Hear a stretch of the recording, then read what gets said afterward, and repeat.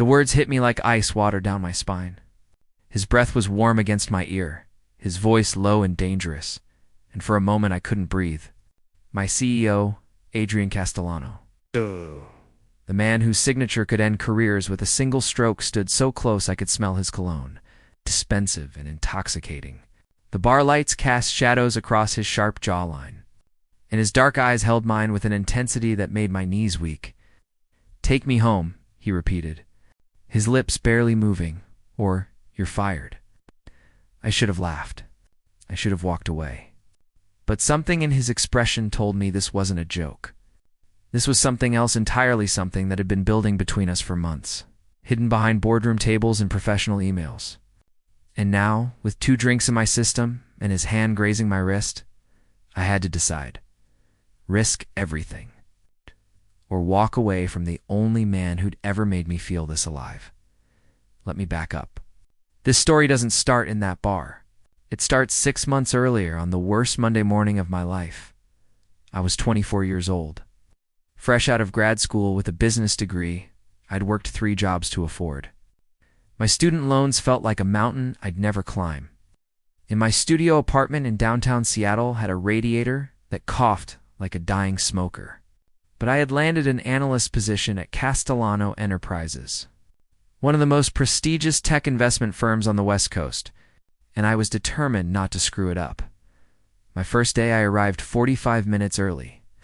The building was all glass and steel, reflecting the gray Seattle sky like a mirror.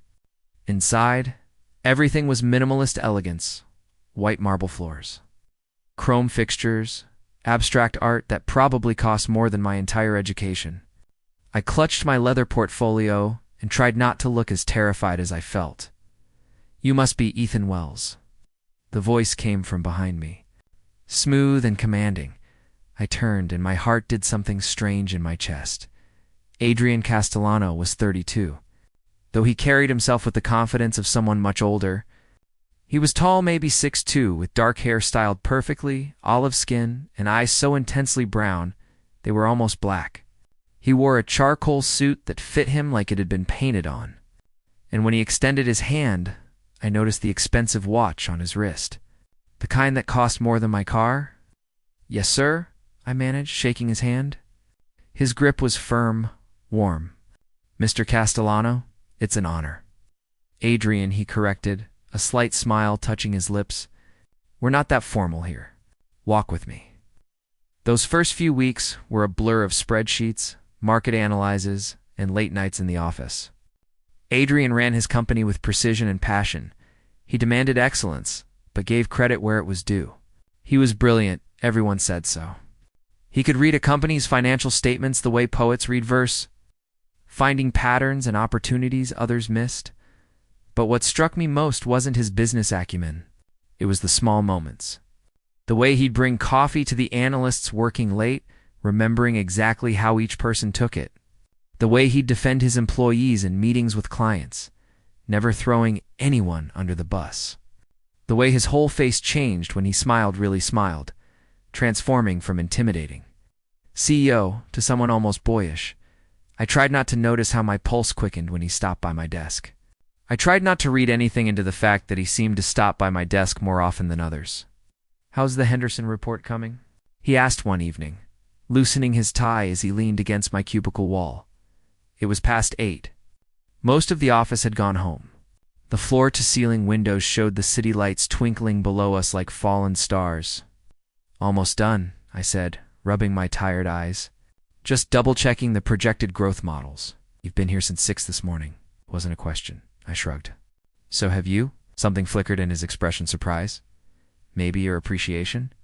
He was quiet for a moment, just looking at me, and I felt heat creep up my neck under his gaze. "You're good at this, Ethan," he said finally. "Really good. I'm glad you're on my team." Then he walked away, leaving me staring at my computer screen, unable to focus on anything but the warmth his words had sparked in my chest. I should mention here that I'd known I was gay since I was 16. It wasn't something I advertised, not because I was ashamed, but because I'd learned early that sometimes silence was safer than truth. I'd had a boyfriend in college, a sweet guy named Marcus, who'd wanted me to move to Portland with him after graduation. I'd said no. My career came first. Always. I didn't date much after that. A few apps, a few disappointing coffee meetings with men who talked about themselves for an hour straight. Nothing that stuck. Nothing that made me feel the way Adrian Castellano made me feel just by walking into a room, which was terrifying, because Adrian was my boss. Adrian was straight, or at least I assumed he was. He'd never mentioned a girlfriend, but men like him didn't stay single unless they wanted to. And even if, by some miracle, he wasn't straight, pursuing anything would be career suicide. So I buried it. I threw myself into work, staying late, volunteering for extra projects, proving my worth. If I couldn't have Adrian, I could at least make him respect me. 3 months into the job, he invited me to lunch. There's a Thai place 2 blocks away, he said. Appearing at my desk with his jacket over his arm, "Best pad see you in the city. You free?" My brain short-circuited. Yes, absolutely. The restaurant was small and cozy, with wooden tables and the smell of lemongrass hanging in the air. We ordered at the counter. Adrian insisted on paying and found a table by the window. "So tell me something about yourself that's not on your resume," Adrian said, leaning back in his chair. In the natural light, I noticed faint laugh lines around his eyes, a small scar on his left eyebrow. Like what? Anything. Hobbies. Family. What you do when you're not crunching numbers for me. I hesitated. This felt personal in a way our office interactions never had. "I like hiking," I said. "There's something about being in the mountains, away from screens and spreadsheets. It clears my head." His eyes lit up. "Really? I do trail running." "Have you done Rattlesnake Ledge?" "At least a dozen times. Tiger Mountain." Every spring, we spent the rest of lunch talking about trails, trading stories about near encounters with wildlife and the best times to avoid crowds. He was animated in a way I'd never seen him at work, hands gesturing as he described a sunrise he'd caught from Mailbox Peak. When he laughed, really laughed, it was this warm. A genuine sound that made something in my chest ache. Walking back to the office, our shoulders nearly touched. I found myself hyper-aware of the distance between us, the way his sleeve brushed mine when we navigated the sidewalk crowd. "We should hike together sometime," Adrian said as we reached the building. Then, as if realizing how that sounded, he added quickly, "I mean, if you'd want to. No pressure." "I'd like that," I said, and meant it more than I'd meant anything in months. The hike happened 2 weeks later on a Saturday morning. Adrian picked me up at 7. He drove a sleek black Tesla that was exactly what I'd expect, and we headed east, toward the Cascades. He wore athletic gear that showed off his runner's build, and I tried very hard not to stare. The trail was challenging. Steep switchbacks through dense forests opening occasionally to views of the valley below. We talked as we climbed about work at first, then about college, our families, what had drawn us to Seattle. Adrian was from California originally, had built his company from nothing after business school. His parents had wanted him to be a doctor. He disappointed them by choosing finance instead. "Do you regret it?" I asked as we paused at a viewpoint, breathing hard. He looked out over the evergreens, the distant peaks still capped with snow. "No, this is exactly where I'm supposed to be." Something in his tone made me glance at him. He was already looking at me, an expression on his face I couldn't quite read. The moment stretched between us, waited with something unspoken. Then a group of hikers rounded the bend behind us, and Adrian turned away. The moment broken after that, the hikes became regular. Every few weeks, we'd find a new trail, push ourselves up mountains, and talk about everything and nothing. It was the highlight of my weeks those Saturday mornings when Adrian was just Adrian. Not my boss, not a CEO, just a man who loved the outdoors and made me laugh until my sides hurt. At work, things intensified. Adrian started pulling me into bigger meetings, asking my opinion on major deals. He trusted me with sensitive information, included me in strategy sessions usually reserved for senior partners. People noticed. I heard whispers that I was Adrian's favorite, that I was getting special treatment, that maybe there was something else going on. That last part made my stomach twist with equal parts fear and hope. It was December when everything started to shift. The company Christmas party was at a downtown hotel, one of those glittering affairs with an open bar and a jazz band. I wore my best suits, still not as nice as anyone else's, but decent tan tried to blend in with the senior staff. Adrian gave a speech thanking everyone for a record-breaking year. He was magnetic at the podium, commanding attention effortlessly. When his eyes found mine in the crowd, he smiled. I felt it like a physical touch. Later, I found him on the balcony, away from the noise of the party. The December air was cold and he'd shed his jacket, shirt sleeves rolled up despite the temperature, escaping. I asked, joining him at the railing. Recharging, he said. Recharging, he said. I love the team, but sometimes I need a minute of quiet. He stood in comfortable silence, watching the city below. A light rain had started, that fine Seattle mist that wasn't quite rain but left everything glistening. Thank you, Adrian said suddenly. For what? For this year? For the work you've done. For, he paused, seeming to struggle with words. For being someone I can talk to. It gets lonely sometimes. At the top, I looked at him, really looked at him. He wasn't the confident CEO in this moment. He was just a man, tired and a little vulnerable, and I wanted nothing more than to close the distance between us, to offer comfort in a way that went beyond words. You don't have to be alone, I said quietly. His eyes met mine, and for a heartbeat, I thought, oped then. His phone buzzed. He checked it, and whatever moment we'd been building shattered. I should get back inside, he said, voice suddenly professional again. Investors to schmooze. He left me on that balcony, heart pounding, wondering if I'd imagined the electricity between us. January brought a new challenge. Adrian's ex showed up. Her name was Vanessa, and she was everything you'd expect, stunning, poised, with a kind of confidence that came from old money and Ivy League education. She swept into the office on a Tuesday, and within minutes, everyone knew she and Adrian had dated seriously a few years ago. She broke his heart, whispered Sandra from accounting. He was going to propose, but she left him for some hedge fund manager in New York. I watched them in his office, visible through the glass walls. Vanessa touched his arm, laughed at something he said, leaned in close. Adrian's body language was polite, but not warm still. Seeing them together made something ugly twist in my gut. Jealousy. I was jealous that night. Adrian didn't say goodnight before leaving. He just walked past my desk, jaw tight, eyes distant.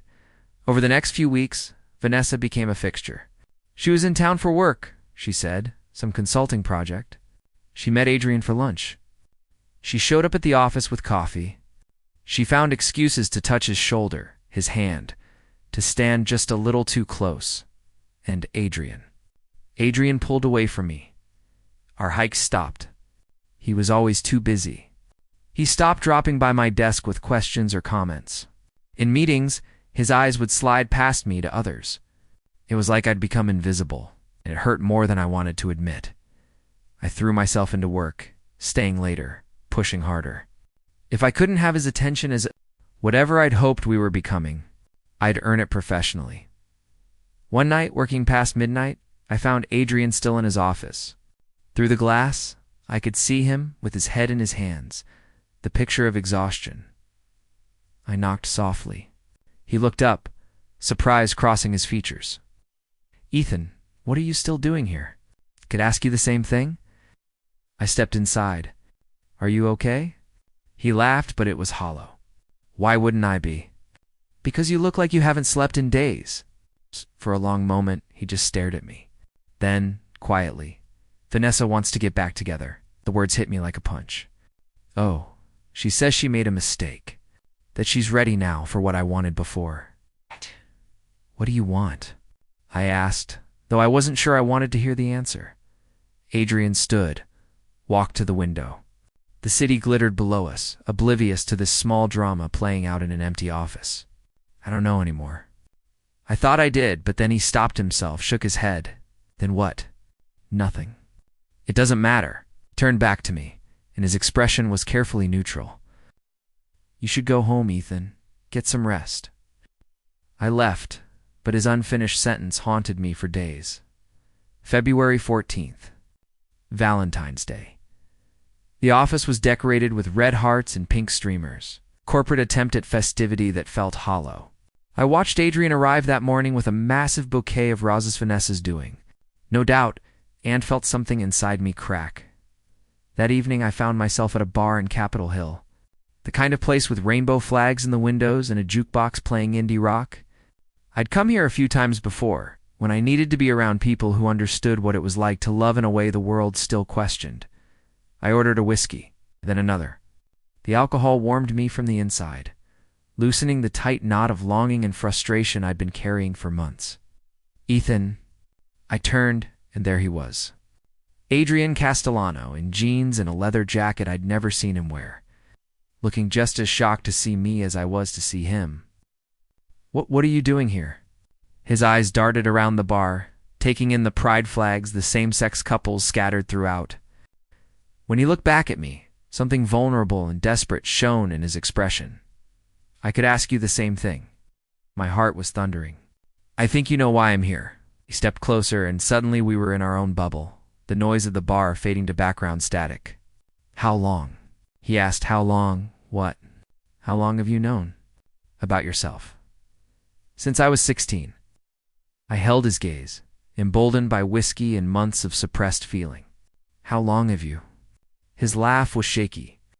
"Longer than I've admitted to anyone, including myself." The air between us crackled with tension. Around us, life continued, people laughing, drinks clinking. Music playing, but all I could see was Adrian, looking at me like I was the only person in the world. "Vanessa?" I asked, was a convenient excuse. To not face the truth? He ran a hand through his hair, messing it up in a way that made him look younger, less polished. "I've been lying to myself for years, Ethan, building a life that looked right from the outside but felt hollow. And then you walked into my office 6 months ago, and suddenly I couldn't keep pretending." My breath caught. "Adrian, I know this is complicated. I know I'm your boss, that this crosses every line. But I can't keep doing this. Seeing you every day, wanting you, telling myself it's wrong." He was close enough now that I could feel the heat radiating off him.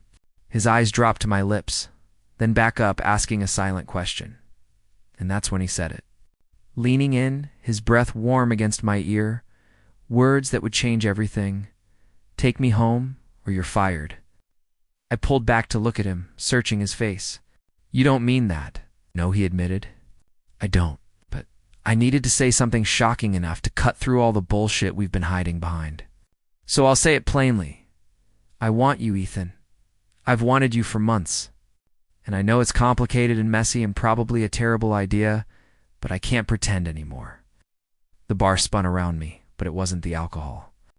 It was the way he was looking at me, like I was something precious and terrifying at once. "My apartment is 10 minutes from here," I heard myself say. Relief flooded his features. He grabbed my hand, his palm warm and slightly calloused, and pulled me toward the exit. The walk to my apartment building was a blur. We didn't talk, didn't touch beyond that initial hand-holding. The streets were quiet, the city settling into its late evening rhythm. My mind raced with 1,000 thoughts. This is crazy. This is unprofessional. This could ruin everything, but louder than all of that was a single, insistent truth. I wanted this. Wanted him. Had wanted him since that first handshake 6 months ago. In the elevator up to my floor, Adrian stood with his back against the wall, watching me with an intensity that made my skin burn. "We can stop this," he said. "Right now, we can go back to how things were." "Can we?" I asked. "Can you honestly tell me that if we walk away tonight, everything goes back to normal?" He swallowed hard. "No." "Then let's stop pretending we have that option." Inside my apartment, cramped and modest compared to where I imagined he lived, Adrian looked around with curiosity. He took in the IKEA furniture, the second-hand bookshelf overflowing with paperbacks. The single photograph on my desk of me and my sister at her college graduation. "It's not much," I said, suddenly self-conscious. "It's you," he replied simply. Then, turning to face me, "Are you sure about this?" Instead of answering with words, I closed the distance between us. Standing this close, I had to tilt my head slightly to meet his eyes. My hand came up to rest against his chest, feeling his heart beat rapid as my own through the fabric of his shirt. "I've never been more sure of anything," I whispered. He cupped my face with both hands, thumbs brushing my cheekbones. "If we do this, everything changes." Everything already changed. Then he kissed me. It was soft at first, tentative, like he was afraid I might disappear. His lips were warm, tasting faintly of the mint gum he always chewed. I melted into him, my hands sliding up to tangle in his hair, pulling him closer. The kiss deepened, months of suppressed longing pouring into this single moment of contact, when we finally broke apart. Both breathing hard, Adrian rested his forehead against mine. "I've imagined this so many times," he admitted, "but reality is so much better." Kissed again and again, learning each other's rhythms. His hands skimmed down my sides, settling at my waist. My fingers traced the strong line of his jaw, the column of his throat. Every touch felt electric, significant, like we were writing a new language between us. Somehow we made it to my couch. Adrian pulled me into his lap and I went willingly, straddling him, our bodies pressed together. The kissing grew more urgent, more desperate. His hand slipped under my shirt, warm against my skin, and I gasped into his mouth. "Ethan," he breathed, and my name had never sounded like that before, ever into needy and perfect. What happened next was tender and passionate and overwhelming in the best way. We took our time, exploring, learning what made the other sigh or gasp. Adrian was attentive, checking in, making sure I was okay, moving at a pace that felt right for both of us. The intimate moments fade here, keeping the focus on the emotional connection rather than physical details. Afterward, we lay tangled together on my bed, skin against skin, hearts gradually slowing. Adrian traced patterns on my bare shoulder, his touch feather-light. "What are we doing?" he asked quietly. I propped myself up on one elbow to look at him. His hair was thoroughly messed up now, lips slightly swollen from kissing, and he'd never looked more beautiful. "I don't know, but I don't regret it." "Neither do I." He pulled me back down, tucking me against his side. "We need to figure this out, though. The office, the complications." "Tomorrow," I said firmly. "Tonight, let's just be two people who want each other. We'll face reality in the morning." He pressed a kiss to my forehead. "Deal." I woke to sunlight streaming through my bedroom window and the weight of Adrian's arm around my waist. For a moment I just lay there, savoring the warmth of him pressed against my back, the quiet sound of his breathing. Then reality crashed in. My CEO was in my bed, and in a few hours, we'd have to face what this meant for our professional lives. Adrian stirred, tightening his hold on me. "You're thinking too loud," he mumbled into my neck. "How can you tell?" "I can feel the tension in your shoulders." He pressed a kiss to my spine, and despite everything, I shivered. "Talk to me." I turned to face him. In the morning light, without the armor of his expensive suits and CEO persona, he looked younger, more vulnerable. There was a pillow crease on his cheek, and I resisted the urge to trace it with my finger. "What happens now?" I asked. He was quiet for a long moment. "I don't know. I've never done this before. Been with a man. Been with someone who works for me. Been with someone I could actually see a future with." He caught my hand, threaded our fingers together. "This isn't just physical for me, Ethan. I need you to know that." My heart squeezed. "It's not for me either, but we can't ignore the reality of our situation. You're my boss. There are policies, power dynamics, all kinds of... I'll remove myself from your direct reporting line," Adrian said firmly. "You'll report to Jennifer in strategic planning instead. It won't change your role or responsibilities, just the org chart. That solves the immediate conflict of interest. What about everyone else? The rumors, the gossip? Some people already think I'm getting special treatment. Let them think it. Anyone who's seen your work knows you've earned your position." He stroked his thumb across my knuckles. "But Ethan, I need to know, do you want this? Not just last night, but an actual relationship. With all the complications that come with it." I searched his face, looking for any sign of doubt or hesitation. Found none.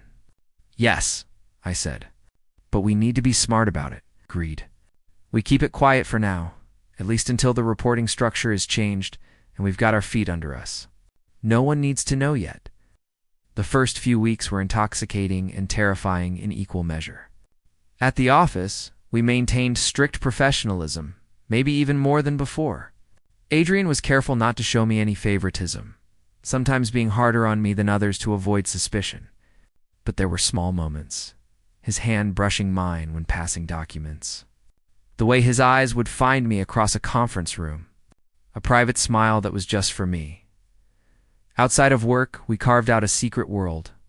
Adrian would come to my apartment after dark, or I'd go to his loft in Beltowna. Stunning space, with floor-to-ceiling windows overlooking Elliott Bay. We'd cook dinner together. Talk for hours, make love slowly and urgently by turns. He taught me to appreciate wine beyond red or white. I introduced him to my favorite taco truck and bad reality TV. He was surprisingly funny when he let his guard down. With a dry wit that caught me off guard and made me laugh until my sides hurt. "I like this version of you," I told him one night, curled up on his couch while rain pattered against the windows, the one without the CEO mask.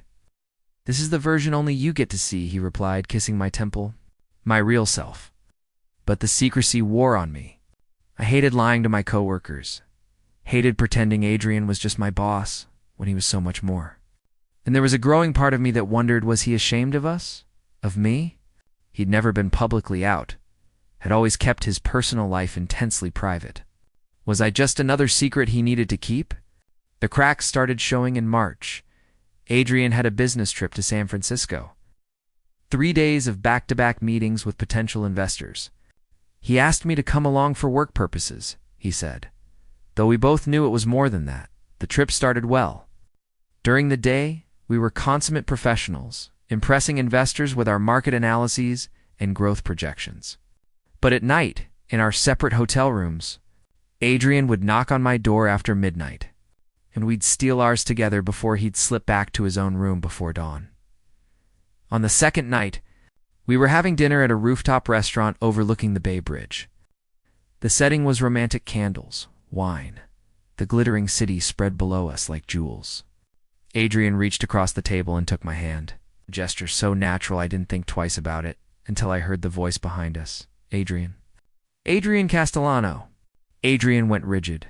He pulled his hand back so fast, I felt the loss like a physical ache. I turned to see a man in his 50s, expensive suit, the look of old money and older connections.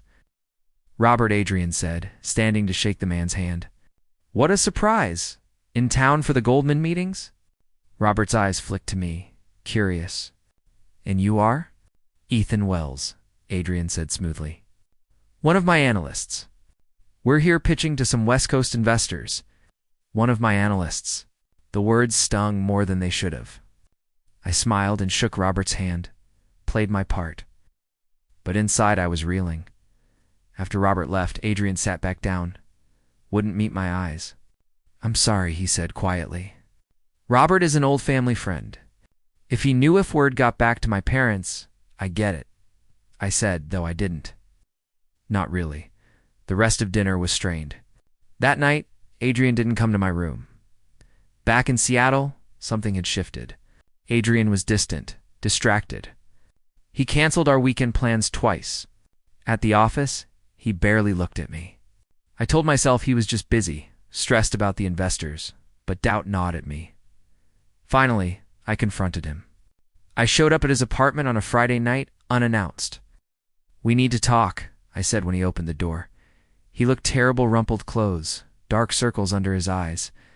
This isn't a good time, Ethan. When is a good time? You've been avoiding me for 2 weeks. He stepped aside to let me in, but the gesture felt reluctant.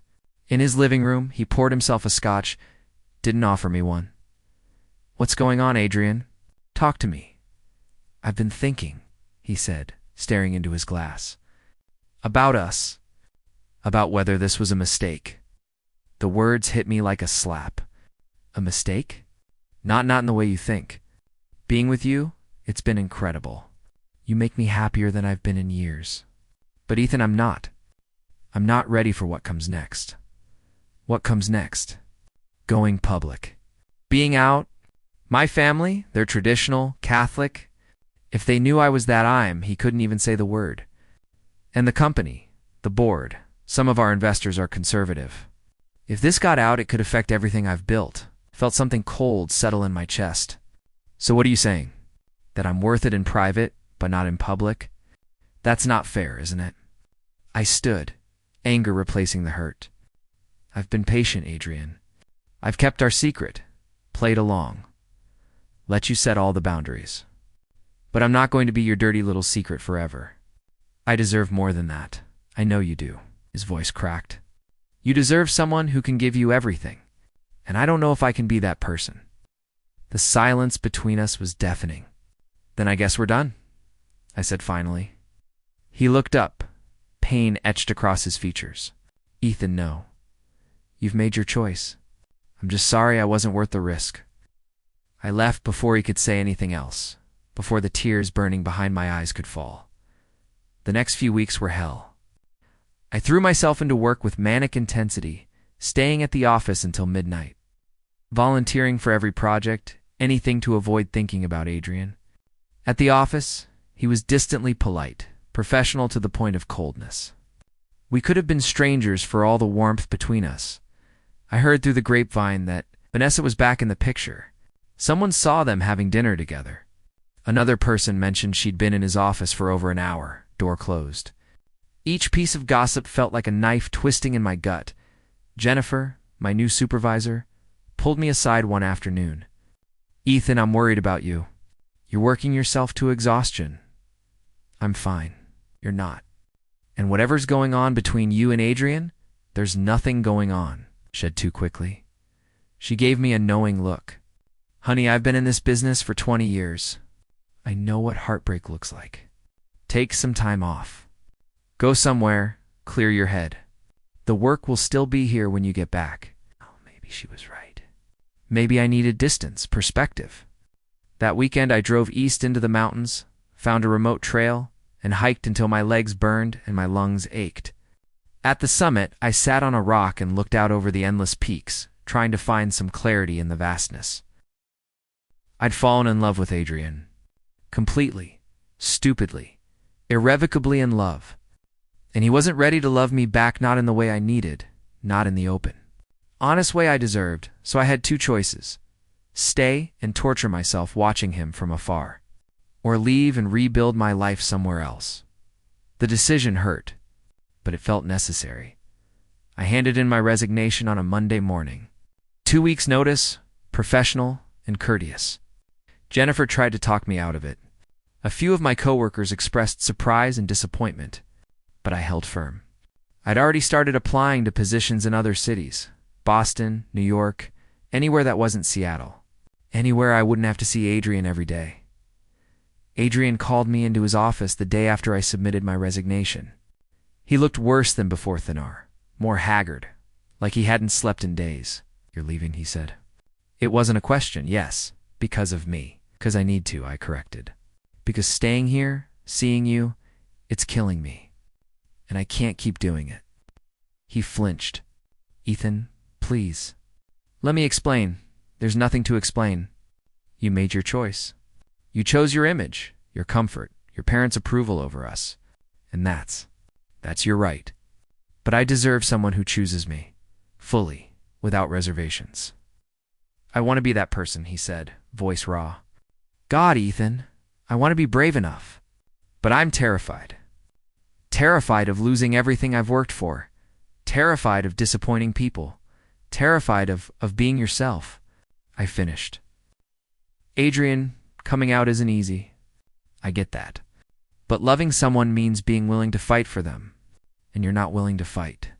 So we're done. I turned to leave, hand on the doorknob, when he spoke again. I'm in love with you. I froze. I'm in love with you, he repeated, stronger this time. I have been for months, and I've been a coward about it, hiding behind excuses and fear. But the thought of you leaving, of never seeing you again, it's worse than any of the things I've been afraid of. He was standing now, trembling slightly, tears on his face. I love you, he said. And I'm sorry. I'm so fucking sorry for hurting you, for not being brave enough sooner. But if you'll give me another chance, I swear I'll do better. I'll be the man you deserve." My heart was pounding so hard I thought it might break through my ribs. "What are you saying?" "I'm saying I don't care anymore. About my parents, about the board, about any of it. Nothing matters if I don't have you." He crossed the room, cupped my face in his hands. "I want to do this right. Go on actual dates? Hold your hand in public? Introduce you to people as my boyfriend, not my analyst. I want all of it, Ethan, with you. You're sure?" I asked, searching his face. "Because I can't go through this again. If you're going to change your mind, I'm sure. More sure than I've ever been about anything." And then he kissed me. Right there in his office, with its glass walls and the entire floor, potentially watching. He kissed me like I was oxygen and he'd been drowning, deep and desperate and real. When we broke apart, I was crying too. "I love you," I whispered against his lips. "I love you so much. Does this mean you'll stay?" I laughed, a broken sound of relief and joy. Yeah, I'll stay." We took it slow after that. Adrian came out to his board first, then his parents. The board was more accepting than he'd expected. Several members expressed support, mentioned LGBTQ plus family members of their own. His parents were harder. They needed time, his mother said, space to process.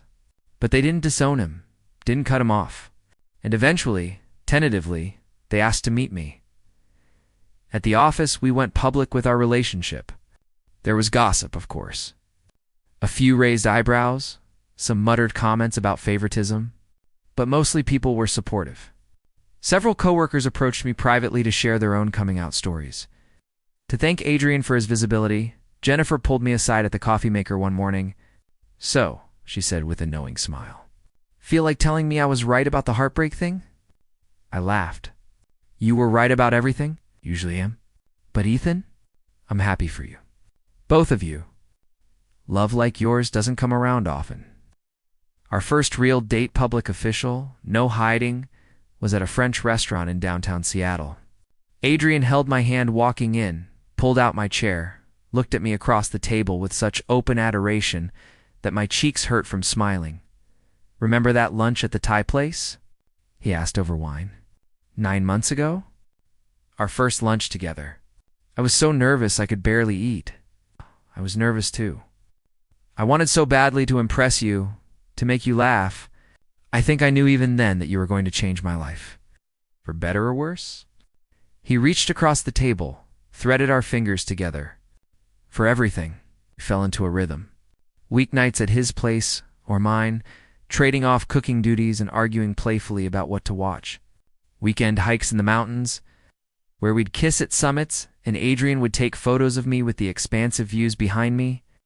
Office hours where we maintained professionalism but would steal moments of touch in the break room. A private smile in meetings, lingering eye contact that said more than words. He met my family at Thanksgiving. My sister loved him immediately, grilling him about his intentions while my mother fussed over dinner. My father, usually reserved, pulled me aside later and said simply, "He's good for you. I can see it in your eyes." I met his parents at Christmas, a nerve-wracking dinner at their Bay Area estate. They were polite, if somewhat stiff, but by the end of the night. His mother was showing me embarrassing childhood photos, and his father was asking my opinion on the local tech market. Progress. On New Year's Eve, Adrian took me to the Space Needle. We had champagne at the top while the city spread out below us. Thousands of lights twinkling in the darkness. At midnight, as fireworks exploded over the sound, he pulled me close. "Last year at this time, I was lying to myself about who I was," he said, "pretending I could keep living a half-truth. And then you came into my life and made honesty impossible. Is that a good thing?" I teased. "The best thing." He kissed me as the fireworks continued, the city celebrating around us. "I love you, Ethan Wells. Thank you for being patient with me, for giving me the courage to be myself. I love you too, and Adrian. I'd wait a lifetime for you if I had to." "You won't have to," he promised. "I'm not going anywhere." Spring came to Seattle in a wash of cherry blossoms and longer days. Adrian and I were hiking Mailbox Peak on a Saturday morning, the trail steep and challenging as always. We'd woken early to beat the crowds, and now, approaching the summit, we had the mountain mostly to ourselves. At the top, breathing hard, we stood looking out over the valley. The sun was just cresting the peaks to the east, painting the sky in shades of pink and gold. "Remember when I said this is exactly where I'm supposed to be?" Adrian asked, referencing our first hike together nearly a year ago, I remember. I was wrong. He turned to face me, took both my hands in his. "This right here, with you, this is exactly where I'm supposed to be." My throat tightened with emotion. "Adrian, wait, let me finish." He reached into his jacket pocket, and my heart stopped. He pulled out a small velvet box, and the world narrowed to just us, just this moment. "I know it's fast. I know we've only been officially together for a few months, but Ethan, I've loved you for almost a year. You've made me braver, more honest, more myself than I've ever been. And I don't want to waste another day not being completely, fully committed to this." To us, he opened the box. Inside, 2 platinum bands caught the morning light. "Marry me," he said simply. "Not right away if you're not ready, but someday. When it feels right, say you'll spend your life with me." I was crying, laughing, nodding all at once. Yes, yes, of course, yes. He slipped the ring onto my finger. It fit perfectly, and I did the same for him. Then we kissed on that mountaintop, the sunrise painting us in gold. I'd never felt more certain of anything in my life. We were married a year later, a small ceremony at a winery in Woodinville. My sister was my best woman. Jennifer stood up for Adrian. Our families came together, and if there was still some awkwardness from his parents, it was also genuine warmth, genuine effort. His mother cried during the vows. His father shook my hand afterward and said, "Welcome to the family, son." The reception was intimate, just close friends and family. We danced under string lights as the sun set over the vineyard, and Adrian held me close, swaying to a jazz version of "At Last." "No regrets?" I asked, my head on his shoulder. "Not a single one." He pulled back to look at me, his husband now, and smiled. "Best decision I ever made was taking that chance. Was being brave enough to love you. Even though I'm the employee who made things complicated, especially because of that, you challenged me, changed me, made me better." He kissed me softly. I'd do it all again in a heartbeat.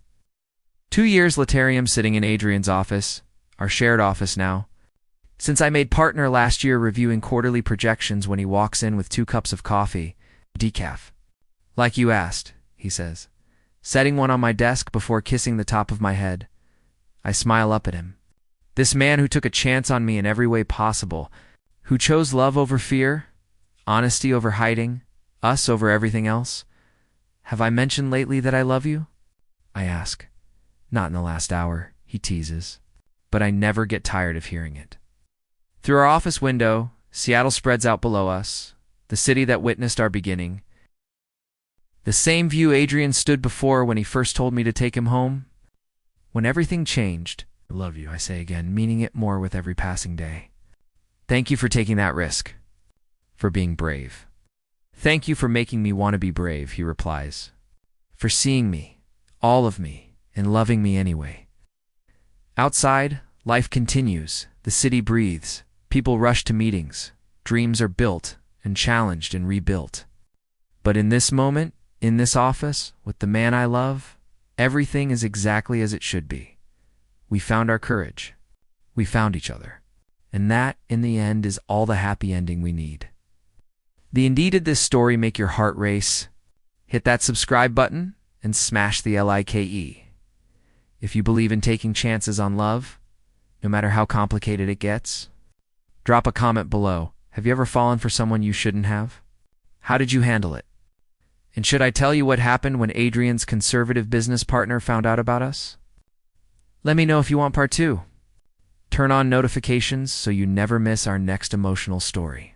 More romantic, real, and heart-pounding tales coming soon. Part 2. When his conservative partner found out about us, the champagne cork popped with a celebratory burst, echoing through Adrian's penthouse. We'd just closed the biggest deal in Castellano Enterprises' history, a $40 million investment partnership with a major Silicon Valley tech firm. Adrian was pouring champagne into crystal flutes, his smile wide and genuine. The kind of smile I'd learned was reserved only for our private moments. Us, he said, handing me a glass. Two, taking risks that pay off. I clinked my glass against his, leaning in to kiss him softly. 2 years of marriage, and he still made my heart race. To us, I echoed, we were standing by the floor-to-ceiling windows, the Seattle skyline glittering below us like scattered diamonds, when Adrian's phone buzzed. He glanced at the screen, and I watched his expression shift, the smile fading, replaced by something tight and anxious. I asked. Marcus called an emergency board meeting. Tomorrow morning, 8 a.m. He looked at me, worry creasing his forehead. That's never good. Marcus Chen was Adrian's business partner and the company's CFO, a brilliant, ruthless finance expert who'd been with the company since the beginning. He was also deeply conservative, both politically and personally. Adrian had been careful about coming out to him, had tried to frame it diplomatically, but Marcus had made his disapproval clear with cold silence and barely concealed disdain. Maybe it's about the deal, I suggested. Though my stomach was already knotting with unease, Adrian set down his champagne, untouched. Maybe. The next morning, I arrived at the office early. Adrian had left at dawn, tense and quiet, kissing me goodbye with more intensity than usual, like he was bracing for impact. I tried to focus on work, but my eyes kept drifting to the closed boardroom on the executive floor, where I could see shadows moving behind the frosted glass.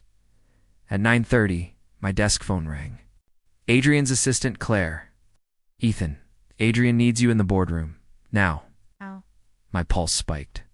Is everything okay? Just come quickly. I took the elevator up, my mind racing through possibilities. When I entered the boardroom, the temperature felt 10 degrees colder than the rest of the building. The entire board was there, rate executives in expensive suits, faces grave. Adrian sat at the head of the table, jaw clenched, knuckles white where his hands gripped the armrests, and Marcus stood at the opposite end, a tablet in his hands, looking at me with something that might have been triumph. Ethan, Marcus said smoothly, thank you for joining us. Please sit. I looked at Adrian. His eyes met mine, and I saw apology there and fear. What's going on? I asked, remaining standing. Marcus tapped his tablet, and the large screen on the wall lit up. My breath caught. It was a photo of Adrian and me, kissing outside a restaurant. Another photo appeared, us holding hands at Pike Place Market. Another, embracing at a hiking trail. These photos, Marcus said, his voice cold and measured, were sent to me anonymously yesterday, along with a detailed account of your relationship timeline, including the fact that it began while Ethan was Adrian's direct report. The room was silent, except for the hum of the air conditioning. I felt every eye on me, judging, calculating. We disclosed our relationship appropriately, Adrian said, his voice steady despite the tension radiating off him. Ethan was moved out of my direct reporting line. We followed every company policy. After the fact, Marcus countered. According to my information, you were involved 4 weeks before making any official changes. That's a clear violation of our ethics policy. He turned to the board. More importantly, it raises questions about favoritism, about Ethan's rapid promotion to partner, about whether our company's decisions have been compromised by personal entanglements. That's bullshit, I said, anger flaring. I earned my partnership. Every analysis, every deal I've worked on has been overseen by someone with a personal interest in your success, Marcus interrupted. Can you honestly tell this board there's been no preferential treatment? There hasn't been, Adrian said firmly. Ethan is one of the most talented analysts this company has ever had. His promotion was based solely on merit, and anyone who's worked with him knows that. Marcus smiled, but it didn't reach his eyes. Then you won't object to an independent review of all projects Ethan has been involved with.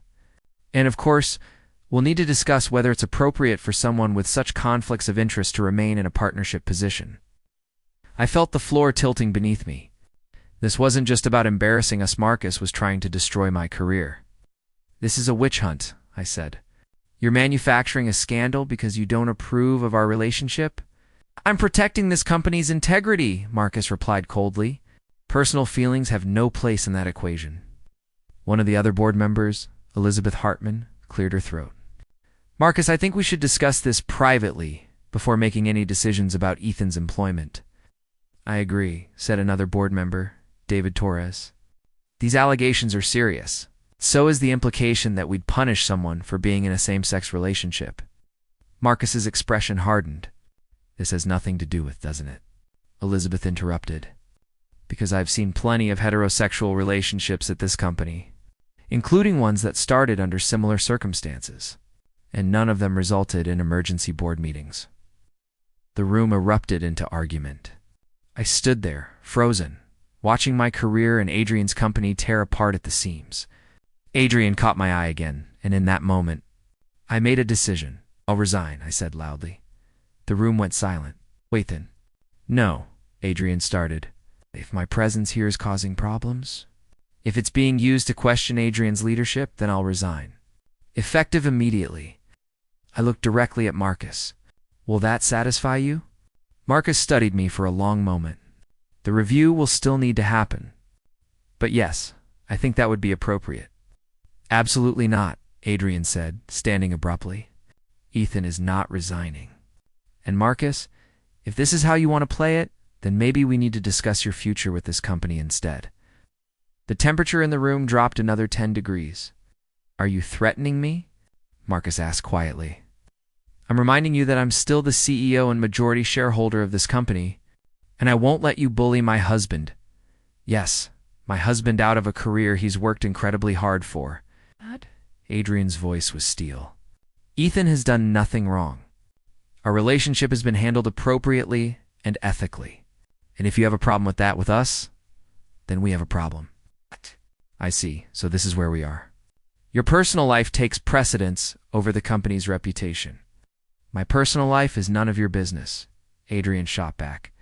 What matters is the work we do, the results we deliver. And on that front, Ethan and I have been nothing but exceptional. The board will decide that, Marcus said coldly. The meeting ended in stalemate. I left the boardroom feeling like I'd been through a war, Adrian close behind me. In his office, door closed, he pulled me into his arms. I'm so sorry, he whispered into my hair. I should have protected you better. This isn't your fault. Marcus has been looking for an excuse since you came out to him. I pulled back to look at him. But Adrian, maybe I should resign. If it saves the company? No, he said firmly. I won't let you sacrifice your career because of bigotry dressed up as ethics concerns. We fight this. Together. What if the board sides with him? His eyes were fierce. Then we'll start our own firm. You and me. Fuck them all. I couldn't help but smile despite everything. You'd give up everything you built? I'd give up anything for you, he said simply. I learned that lesson already. I'm not forgetting it now. Should I continue with what happened next at the board vote? Drop a comment below and let me know. Hit subscribe for part 3.